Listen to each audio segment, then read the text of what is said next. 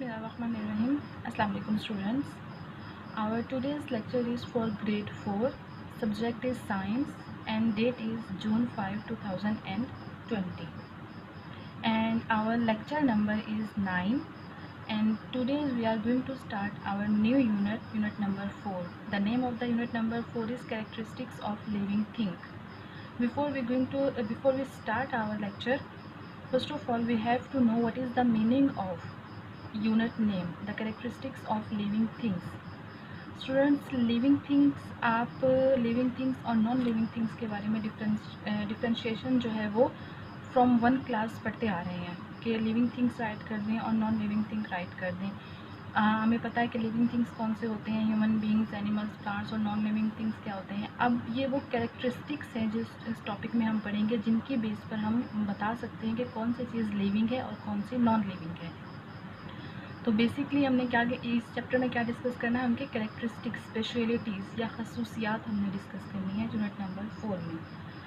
So learning outcomes क्या होंगे कि हमने इस चैप्टर को, जो हमारा आज का टॉपिक है, इसको पढ़ने के बाद स्टूडेंट्स आप लोग इस काबिल हो जाओगे कि explain that all living things are made up of cell, कि तमाम लिविंग थिंग्स जो हैं वो किससे मिलकर बनती हैं, सेल से बनती हैं। सेल क्या होते हैं, सेल से मिलकर कैसे बनती हैं, वो भी हम टॉपिक में पढ़ लेते हैं। नेक्स्ट हमारा जो पॉइंट होगा इस लेक्चर को लेने के बाद, differentiate between plant cell and animal cell. आप स्टूडेंट्स इस काबिल हो जाओगे कि आप फ़र्क बता सकोगे और कौन सा एनिमल सेल है। और third point, distinguish between living and non living things, कि हम वो स्पेशलिटीज़ पढ़ लेंगे, वो खसूसियात पढ़ लेंगे जिसकी बेस पर हमें पता चल जाएगा कि कौन सा सेल जो है वो हम नॉन लिविंग्स और लिविंग थिंग्स के दरमियान डिफ्रेंशिएट कर सकेंगे, कि हमें पता चल जाएगा कि क्या खसूसियात होंगे, कैरेक्टरिस्टिक्स होंगे तो ये लिविंग थिंग्स होगी, और क्या नहीं होंगे तो ये नॉन लिविंग थिंग्स होंगे। ठीक है students, so let's start our topic here, and this is on your page number 31, part number 2 living things. कि ये पार्ट नंबर 2 जो ये लिविंग थिंग्स के बारे में, इस पार्ट में जितने भी चैप्टर्स आएंगे, यूनिट्स आएंगे, वो लिविंग थिंग्स के बारे में होंगे, यानी लिविंग थिंग्स के बारे में इसके में बताया गया होगा। इसका यूनिट नंबर 4 जो आज हम स्टार्ट कर रहे हैं, कैरेक्टरिस्टिक्स ऑफ लिविंग थिंग्स, जो अभी हमने पढ़ा था। और यहाँ पर अब हम इसको देख लेते हैं कि all living things are made up of cells, कि तमाम तर लिविंग थिंग्स जो है वो सेल से बनती हैं। सेल क्या होता है, बेसिकली एक बेसिक यूनिट या फिर स्मॉलेस्ट यूनिट होता है किसी भी लाइफ का, किसी भी लिविंग थिंग्स का स्मॉलेस्ट यूनिट होता है। वजह उसकी एग्जांपल हम बिल्कुल ऐसे ले सकते हैं कि जिस तरह हम किसी घर की बात करें तो एक घर के अंदर या एक बिल्डिंग के अंदर बनाई एक जो ब्रिक होती है, ईंट होती है, वो यूनिट होती है, कि हमारा घर ईंटों से मिलकर बनता है तो वो उसका बेसिक यूनिट हो जाएगा। इसी तरह एक ह्यूमन बींग्स के अंदर या लिविंग थिंग्स का जो बेसिक यूनिट होता है वो सेल्स होते हैं, और ये बहुत ही स्मॉलेस्ट होता है। ये हम अमूमन जो है आमतौर पर इसको नेकेड आई नहीं देख सकते। जस्ट कुछ सेल्स ऐसे होते हैं जो बड़े होते हैं जिन्हें हम देख सकते हैं, लाइक एग यॉक। सो अब यहाँ पर हम देख लेते हैं कि प्लांट सेल्स और एनिमल सेल, इसके बारे में बताया हुआ है। ये हमारे पास मौजूद एनिमल सेल है और ये प्लांट सेल है। ये चीज़ें, ये जो आप एरो से नज़र आ रही हैं, ये वो चीज़ें हैं जो दोनों प्लांट और एनिमल सेल में कॉमन है, और कुछ चीज़ें जो है वो डिफरेंट भी हैं इसमें। सो पहले हम वो पढ़ लेते हैं जो दोनों में कॉमन है। सबसे पहली चीज़ क्या कॉमन है यहाँ पर, cell membrane. Cell membrane plant cell में भी मौजूद होती है और सेल मेम्ब्रेन एनिमल सेल में भी मौजूद होती है। बेसिकली सेल मेम्ब्रेन क्या होती है, सेल मेम्ब्रेन सबसे आउटर मोस्ट कवरिंग होती है एक एनिमल सेल के अंदर, जबकि प्लांट सेल के अंदर ये सेल वॉल के बाद आती है। सेल वॉल क्या होती है उसको हम बाद में पढ़ लेते हैं, क्योंकि फ़िलहाल हम सिमिलरिटीज़ पढ़ रहे हैं। सो सेल मेम्ब्रेन का फंक्शन क्या होता है, सेल मेम्ब्रेन का फंक्शन ये होता है कि इसने कुछ मटेरियल्स को तो सेल के अंदर आने देना है, जबकि कुछ मटेरियल्स को रोक लेना है। यानी वो कुछ मटेरियल्स को तो सेल के अंदर आने देना है, जबकि कुछ मटेरियल्स को रोक लेना है। यानी वो मटेरियल्स जो सेल के लिए ज़रूरी हैं उनको सेल के अंदर अलाउ करता है आना, जबकि बाकी मटेरियल्स को सेल के अंदर आना अलाउ नहीं करता। ये काम सेल मेम्ब्रेन का होता है। सेल मेम्ब्रेन प्लांट सेल और एनिमल सेल दोनों में मौजूद होती है। उसके बाद नेक्स्ट है हमारे पास जो, वो है न्यूक्लियस। न्यूक्लियस किसी भी सेल का होगा कंट्रोल यूनिट होता है, उसका कंट्रोल सेंटर होता है, कि सेल की तमाम तर एक्टिविटीज़ जो है वो किसने कंट्रोल करनी होती हैं, वो इस न्यूक्लियस ने कंट्रोल करनी होती है। और ये भी दोनों में, प्लांट सेल और एनिमल सेल दोनों में कॉमन होता है। नेक्स्ट वन है साइटोप्लाज्म। साइटोप्लाज्म क्या होता है, ये बिल्कुल एक जेली की तरह का लिक्विड टाइप, सेल की तमाम तर एक्टिविटीज़ न्यूक्लियस ने कंट्रोल करनी होती हैं। और न्यूक्लियस के बाद नेक्स्ट हमने पढ़ा था साइटोप्लाज्म। साइटोप्लाज्म क्या है? साइटोप्लाज्म एक फ्लूइड टाइप मटेरियल होता है। ये जो आपको यहाँ पे वाइट पोर्शन नज़र आ रहा होगा यहाँ पर, ये चीज़, ये क्या, एक फ्लूइड मटेरियल होता है जो कि प्लांट सेल में भी और एनिमल सेल दोनों में होता है। और इसका फंक्शन क्या होता है कि जितने भी ऑर्गेनल्स इसके अंदर मौजूद होते हैं वो इसके अंदर फ्लोटिंग, मतलब तैरना, वो इसके अंदर तैर रहे होते हैं, फ्लोटिंग कर रहे होते हैं। वैक्यूल, वैक्यूल का बेसिकली फंक्शन होता है कि वैक्यूल ने स्टोर करना होता है फूड को, वाटर और वेस्ट सब्सटेंसेस। जितने भी सेल के अंदर वेस्ट सब्सटेंसेस होंगे, फूड होगा या वाटर होगा, वो तमाम का तमाम कहाँ पे जाके स्टोर हो जाएगा? वैक्यूल के अंदर स्टोर हो जाएगा। एनिमल्स के अंदर, एनिमल सेल के अंदर बहुत छोटे छोटे से वैक्यूल्स होते हैं, बहुत सारे, जैसे कि आपको नज़र आ रहे होंगे, जबकि प्लांट सेल के अंदर जस्ट एक ही लार्ज वैक्यूल होता है, ये वाला। ठीक है, अब यहाँ पर हमने जैसे कि बात की थी ना कि सेल मेम्ब्रेन जो है, यहाँ पर कॉमन तीन क्या चीज़ें आ गई हमारे पास? एक हमारे पास कॉमन है सेल मेम्ब्रेन, एक हमारे पास कॉमन है न्यूक्लियस, साइटोप्लाज्म एंड वैक्यूल। ये तीन चीज़ें जो हैं ये कॉमन होती हैं, तीन ऑर्गेनल्स या तीन कंपोनेंट्स कॉमन होते हैं प्लांट सेल और एनिमल सेल दोनों के अंदर। अब हम यहाँ पे किसकी बात कर रहे थे? नेक्स्ट जो चीज़ें प्लांट सेल में होती हैं लेकिन एनिमल सेल के अंदर नहीं होती, वो कौन कौन सी हैं? Chloroplast and cell wall. Chloroplast और सेल वॉल ये दोनों प्लांट सेल में होती हैं, जबकि ये एनिमल सेल में नहीं होती। क्लोरोप्लास्ट वो ग्रीन कलर का एक मटेरियल होता है जिसके अंदर क्लोरोफिल मौजूद होता है, जो ग्रीन कलर का होता है। और ये किस पर्पज़ के लिए यूज़ हो रहा होता है? ये सन से एनर्जी को ट्रैप करता है और इसकी मदद से इसकी मदद से फूड बनती है। तो आप जानते हैं कि फूड का प्रोसेस जस्ट प्लांट्स के अंदर होता है, क्योंकि प्लांट्स के अंदर यही क्लोरोफिल मौजूद होता है जो फूड बनाने के लिए बहुत ज़्यादा ज़रूरी है। ये वजह है कि हम प्लांट्स को प्रोड्यूसर्स भी कहते हैं। नेक्स्ट वन है सेल वॉल। सेल वॉल वही जो हमने पहले बात की थी कि outermost covering, animal cell के अंदर तो सेल मेम्ब्रेन होती है, जबकि प्लांट्स के अंदर आउटर मोस्ट कवरिंग क्या होती है? सेल वॉल होती है। क्यों? क्योंकि सबसे बाहर जो है वो इसकी एक हार्ड मटेरियल से बनी हुई सेल वॉल होती है, एक दीवार सी बनी हुई होती है, जिस हम बाउंड्री वॉल भी कह सकते हैं इसको, जिसको सेल वॉल जिसको हम कहते हैं, जिसका नेम है। और ये किससे बनी हुई होती है? एक बहुत ही हार्ड मटेरियल से बनी होती है, जिससे बनी हुई होती है, एक बहुत ही हार्ड मटेरियल से बनी होती है, जिस हार्ड मटेरियल को सेलुलोज कह रहे होते हैं। ये प्लांट सेल में होती है, जबकि ये एनिमल सेल में नहीं होती। और इसका पर्पज़ क्या होता है? प्लांट्स को सपोर्ट प्रोवाइड करना या उनको एक प्रॉपरली शेप देना। स्टूडेंट्स, इस पेज में जो वर्ड्स आपने अंडरलाइन करने हैं, एक आपने ये यूनिट वर्ड को अंडरलाइन करना है जो आपको रेड लाइन से अंडरलाइन नज़र आ रहा होगा कि ये आपकी ब्लैंक बन सकती है, एमसीक्यूज बन सकता है। The cell is the basic dash of life, तो बेसिक यूनिट ऑफ लाइफ। और दूसरा यहाँ पे क्या आ जाएगा? Nucleus. All the activities of the cell are controlled by the dash, controlled by the nucleus. And the third one is यानी cell wall is made up of a tough material called cellulose. ठीक है students, तो ये आपका chapter page number 31 था। अब हम page number 32 की रीडिंग देख लेते हैं। There is a variety of living things on earth, कि हम जानते हैं ज़मीन पर जो है वो लिविंग थिंग्स की वैरायटी के बहुत ज़्यादा तादाद में मौजूद हैं। डिफरेंट किस्म के ऑर्गेनिज़म्स जो हैं वो मौजूद हैं। तो अब हमें कैसे पता चलेगा कोई भी ऑर्गेनिज़म जो है या कोई भी थिंग जो है वो लिविंग है या नहीं है? तो यहाँ पर ये कुछ कैरेक्टर्स गिवन है जिनकी बेस पर हम बता सकते हैं कि कोई भी थिंग जो है वो लिविंग में आएगी या नॉन लिविंग में आएगी। All living things need food, कि तमाम लिविंग थिंग्स को किसकी ज़रूरत होती है? फूड की ज़रूरत होती है। और एनिमल्स क्या करते हैं? एनिमल्स को फूड की ज़रूरत होती है, चाहे प्लांट्स हो, उनको फूड की ज़रूरत होती है एनर्जी लेने के लिए। एनिमल्स जो है ये फूड, क्योंकि वो खुद प्रिपेयर नहीं कर सकते, तो वो फूड के लिए डिपेंडेंट होते हैं प्लांट्स के ऊपर, जबकि प्लांट्स प्रोड्यूसर्स होते हैं। सो प्लांट्स अपनी खुराक खुद बना लेते हैं, क्योंकि प्लांट्स के पास क्लोरोफिल मौजूद होता है, जो क्लोरोफिल को वो यूज़ करते हुए सनलाइट, वाटर और कार्बन डाइऑक्साइड के प्रेजेंस में खुराक बनाते हैं। वो खुराक या फूड जो प्लांट्स प्रिपेयर करते हैं वो प्लांट्स खुद यूज़ करते हैं, और फिर दूसरे और living organisms like animals, human beings भी उसको यूज़ कर रहे होते हैं। सो पहला कैरेक्टरिस्टिक्स लिविंग थिंग्स का क्या होगा? Need food. And second one क्या है? रिस्पायर, कि बोथ एनिमल्स एंड प्लांट्स क्या करते हैं? रिस्पायर करते हैं। यानी रिस्पायरेशन क्या होता है? सांस लेने का प्रोसेस होता है। तो रिस्पायर करते हैं, सांस लेते हैं। दोनों ही इस प्रोसेस के अंदर ऑक्सीजन को अपनी बॉडी के अंदर लेकर जाते हैं और कार्बन डाइऑक्साइड को टेक आउट करते हैं, बाहर लेके आते हैं।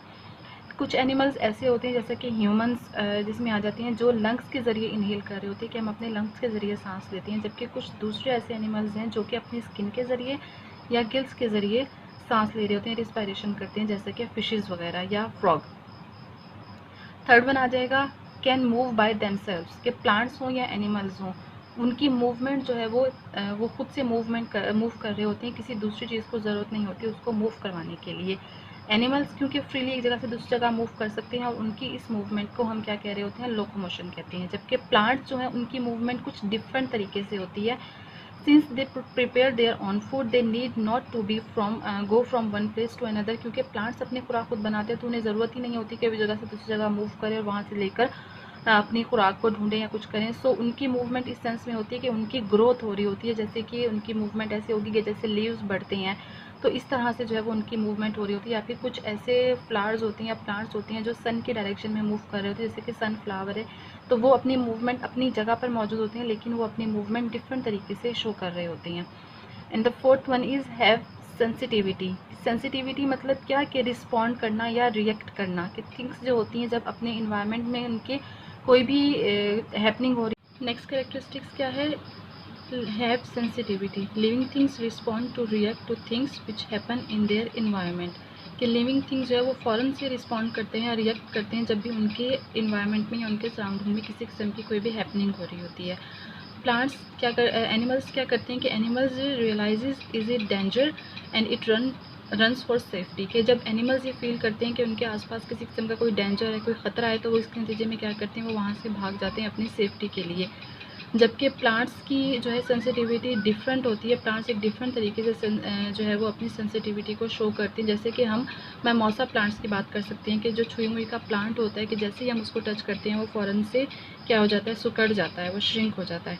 नेक्स्ट इसकी प्रॉपर्टी क्या है? रिप्रोड्यूस। रिप्रोड्यूस की जो करेक्टरिस्टिक्स होता है वो प्लांट्स में लिविंग थिंग्स में होता है, जबकि नॉन लिविंग थिंग्स में नहीं होता। Reproduction is the process by which living things make new life. Animals produce young ones, plants produce seeds. कि रिप्रोडक्शन के प्रोसेस कौन सा प्रोसेस होता है जिसमें न्यू लिविंग थिंग्स जो है वो या न्यू वंस बना रहे होते हैं, पुराने ओल्ड से जो है वो न्यू बन रहे होते हैं। ह्यूमंस क्या करते हैं, वो जो है वो यंग वंस की फॉर्म में बनाते हैं, जबकि प्लांट्स जो है वो सीड्स की फॉर्म में बना रहे होते हैं। ठीक है स्टूडेंट्स, फिलहाल हम यहाँ तक आज इसकी रीडिंग करते हैं और हम इसके क्वेश्चन आंसर्स देख लेते हैं फर्दर कि इसमें कौन कौन से जो है वो क्वेश्चन हमारे इन। अब बेटा ये आपका होमवर्क है कि आपने किस तरह क्वेश्चंस को अटैम्प्ट करना है। ऑलरेडी 3 यूनिट्स आप लोग कर चुके हैं तो आपको थोड़ा बहुत आइडिया है इसके बारे में, बल्कि कंप्लीट आइडिया होना चाहिए आपको कि आपने नोटबुक पे कैसे अटैम्प्ट करना है। आपने बिल्कुल इस तरह अटैम्प्ट करना है जैसा कि यहाँ पे आपको नज़र आ रहा होगा। डेट आपने मेंशन करनी है, डेट वो मेंशन कीजिएगा जिस डेट पर आप काम करोगे, ठीक है। उसके बाद ईयर हो जाएगा, homework and day. Unit number क्या हो जाएगा? Unit number 4, characteristics of living things. Topic is question answers. Question answers में अभी फ़िलहाल हम कौन से क्वेश्चंस करें? हम जस्ट शॉर्ट क्वेश्चंस कर रहे हैं। ये हेडिंग आप लोगों ने बेटा लाजमी राइट करनी है ताकि पता चले कौन से शॉर्ट क्वेश्चंस हैं, कौन से लॉन्ग क्वेश्चंस हैं। क्वेश्चन नंबर फर्स्ट आपका क्या है कि give 2 examples how plants and animals relay on each other, कि वो 2 एग्जांपल्स बताएं जिसके ज़रिए पता चल सके कि कैसे प्लांट्स और एनिमल्स एक दूसरे पर रिले मीन डिपेंड करते हैं। सो प्लांट्स डिपेंड करते हैं एनिमल्स पर या रिले करते हैं on animals for carbon dioxide and for pollination, के इनहेल जब ऑक्सीजन कर रहे होते हैं ह्यूमन बींग्स तो वो कार्बन डाइऑक्साइड एक्सहेल करते हैं, यानी कार्बन डाइऑक्साइड जब हम बॉडी से बाहर रिलीज़ करते हैं तो वो कार्बन डाइऑक्साइड प्लांट्स यूज़ करते हैं। और दूसरा क्या चीज़, किस चीज़ के लिए? पॉलिनेशन। पॉलिनेशन क्या होता है कि सीड्स को जो है वो एक जगह से दूसरी जगह पहुँचाना, ये प्रोसेस, इसके लिए वो डिपेंडेंट होते हैं दूसरे लिविंग थिंग्स के ऊपर, यानी एनिमल्स पे डिपेंडेंट होते हैं प्लांट्स।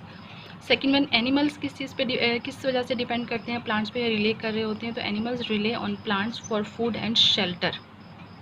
फूड यानी खुराक के लिए, और शेल्टर कि जिस तरह बर्ड्स होते हैं वो क्या करते हैं, वो अपना दरख्त के अंदर या दरख्त के तने में अपना घर बना लेते हैं, या फिर पैरट्स वगैरह या इस तरह के और परिंदे बाकी दूसरे परिंदों के शिकार होने से या बचने के लिए उनके पत्तों में छुप जाते हैं। सो शेल्टर प्रोवाइड करने के लिए भी एनिमल्स जो है वो प्लांट्स पर डिपेंड कर रहे होते हैं। क्वेश्चन नंबर 2 आपका है what is the function of vacuole. Vacuole का फंक्शन क्या है? हमने पढ़ा था ना, वैक्यूल किसके पार्ट्स होते हैं, वही जो एनिमल सेल में भी होता है और प्लांट सेल में भी होता है। सो वैक्यूल का फंक्शन ये होता है कि is to store food, water and waste materials, के वैक्यूल ने इन सबको स्टोर करना होता है अपनी बॉडी के अंदर। नेक्स्ट हम देख लेते हैं क्वेश्चन नंबर 3। क्वेश्चन नंबर 3 है what things do plants need to make their own food. Plants को किन किन चीज़ों की ज़रूरत होती है अपनी खुराक बनाने के लिए, and what do they use the food for, वो इस खुराक को किस लिए इस्तेमाल करते हैं। And the answer is plants need carbon dioxide, water and sunlight to make food in the presence of chlorophyll. वो क्लोरोफिल जो प्लांट्स के अंदर उनके पत्तों में ही क्लोरोप्लास्ट था जो हमने पढ़ा था उसके अंदर मौजूद होता है। सो प्लांट्स को किस चीज़ की ज़रूरत होती है खुराक बनाने के लिए? कार्बन डाइऑक्साइड की, वाटर की और सनलाइट यानी सूरज की रोशनी की। यही वजह है कि फोटोसिंथेसिस का प्रोसेस जो है वो डे टाइम में होता है। जैसे ही शाम होती है, रात होती है, सूरज गरूब हो जाता है तो फोटोसिंथेसिस का प्रोसेस स्टॉप हो जाता है। What do they use food for? वो खुराक को किस लिए इस्तेमाल करते हैं? They use the food for getting energy, के फूड्स को जो है वो इस्तेमाल करते हैं एनर्जी को यूज़ करने के लिए, यानी एनर्जी को गेन करने के लिए, sorry. And the question number 4 is do plants respire? क्या प्लांट्स रेस्पायर करते हैं? रेस्पायर मीन रेस्पायरेशन, सांस लेते हैं। क्या प्लांट्स रेस्पायर करते हैं? द आंसर इज यस, के प्लांट्स रेस्पायर करते हैं। प्लांट्स टेक इन ऑक्सीजन, प्लांट्स भी ऑक्सीजन को यूज़ करते हैं, यानी ऑक्सीजन को अपनी जो है वो अपने अंदर यूज़ करते हैं। And give out carbon dioxide, और कार्बन डाइऑक्साइड को रिलीज़ कर रहे होते हैं व्हेन दे रेस्पायर। रेस्पायरेशन में यहाँ पर फोटोसिंथेसिस की नहीं, रेस्पायरेशन की बात हो रही है कि जब भी प्लांट्स रेस्पायर करते हैं तो वो भी बिल्कुल वैसे ही जैसे कि ह्यूमन बींग्स या दूसरे एनिमल्स करते हैं कि प्लांट्स ऑक्सीजन को क्या कहते हैं, टेक इन करते हैं and give out the carbon dioxide. अब बेटा आप लोग यहाँ पे अपनी डायरी देख लो कि आपकी डायरी क्या होगी कि आपने अपना टाइटल पेज लाजमी बनाना है। सबसे पहले अपना यूनिट स्टार्ट करने से पहले यूनिट नंबर 4 अपनी नीट नोटबुक्स के ऊपर यूनिट नंबर 4 के लिए एक टाइटल पेज बनाओगे। नेम राइट करना है आपने, कोई भी डायग्राम ड्रॉ कर लो, इट्स अप टू यू। और अपने जो है वो यूनिट का नेम राइट करना है आपने अच्छे से करके। उसके बाद आपने इन क्वेश्चंस को सीक्वेंस वाइज राइट करना है और इनको लर्न भी करना है आपने। कि स्टूडेंट्स आई होप आपको लेक्चर समझ आ गया होगा। अगर फिर भी कहीं से कोई चीज़ प्रॉब्लम करे या कहीं से समझ नहीं आएगी तो आप लोग ग्रुप में हमसे पूछ सकती हैं। ओके स्टूडेंट्स, अल्लाह हाफिज़।